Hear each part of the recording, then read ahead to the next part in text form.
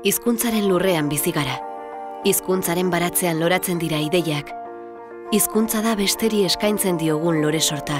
Kexuz betea, zirraraz betea, gogoetaz betea. Hizkuntzak desirari erantzuten dio beti. Gizakia ezin da egon ezer adierazi gabe, naiz mintzatu ez. Baina mintzatzea erabakitzen badu, hitzak hautatu beharko ditu. Hitz batzuk ez dute usainik ere, esateagatik esaten dira. Beste hitz batzuk harrien gixakoak dira, eta norbaiti jaurtitzen zaizkio min egiteko. Badira laztan egiten duten hitzak, ukitu egiten dute, barruraino sartzen dira, eta hobeto sentiarazten dute. Izaten dira hitz lehorrak, hitz basatiak, hitz baldresak edo hitz landuak. Batzuetan, oparitu egiten dira. Beste batzuetan erauzi, beste batzuetan argi faltagatik ihartu. Badira hitz apaingarriak, badira arantzaz beteriko hitzak. Hitz batzuk hain dira ederrak, bapatean agertzen dira eta inoiz ez dituzu ahazten. Zornotzako barnetegian 25 loraldi daramatzagu hitzak zaintzen.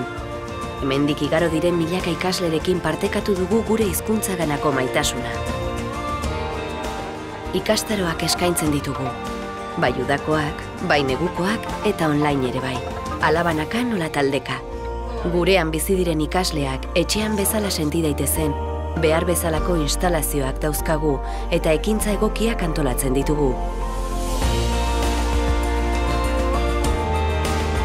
Euskarazko material interaktiboen liburutegi virtual bat sortzen parte hartu dugu.